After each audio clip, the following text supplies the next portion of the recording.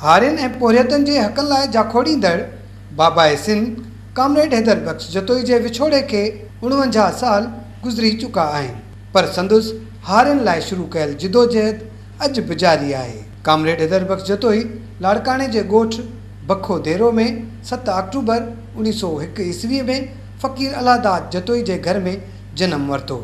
Comrade Haidar बख्श जतोई सिंध जे हारियुनि में सुजाॻी आणण जे लाइ पाण पतोड़ींदे शाइरी पिणु कई। जिए सिंध, जामे मोहब्बत, पिए सिंध जहिड़ा लाज़वाल शेर लिखिया जेके अॼु बि सिंध जे फ़ज़ाअनि में गूंजी रहिया आहिनि।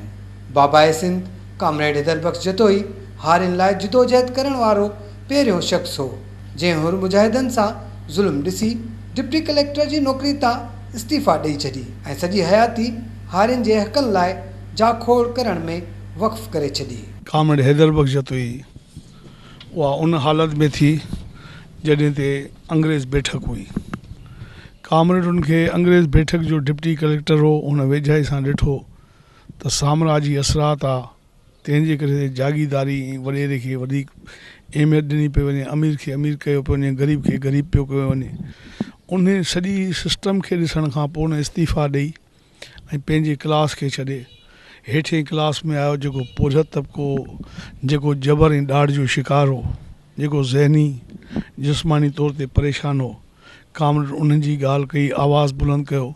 कामरेड सिर्फ़ु उन ॻाल्हि ते बुलंद आवाज़ न कयो, बल्कि कामरेड इन ॻाल्हि ते बि आवाज़ बुलंद कयो जॾहिं अयूबी दौर में 3 दरिया हिंदुस्तान खे विकिया विया ऐं उन विकण खां पोइ सिंध धरती जे अंदरि सिंधू दरिया ते हुन सिंधारी कमेटी वारनि एहतजाज कयो त इहो धाड़ो सिंधू ते लॻो ऐं वाक़ई सिंधू धाड़ो लॻो। कामरेड हैदर बख्श जतोई 1930 ईस्वी में साईं GM सैयद, दादा जेठल राम परसराम ऐं शेख अब्दुल मजीद सिंधी पारां क़ाइमु कयल सिंधी हारी कमेटी जो पहिरियों जनरल सेक्रेटरी चूंडियो वियो, जॾहिं त 1947 ईस्वी में मरकज़ी सदर जो उहिदो संभाले जिदोजहद तेज़ कयाई।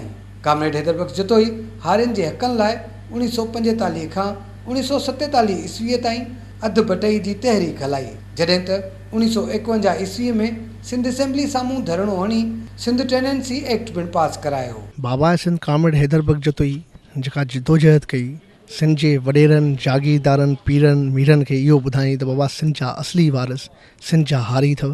सिंध हारी कमेटी तरफ़ां कामरेड हैदर बख्श जतोई जी 49वीं वरसी बाबाए सिंध ग्राउंड कलोड़ा कॉलोनी में मल्हाई पई वञे।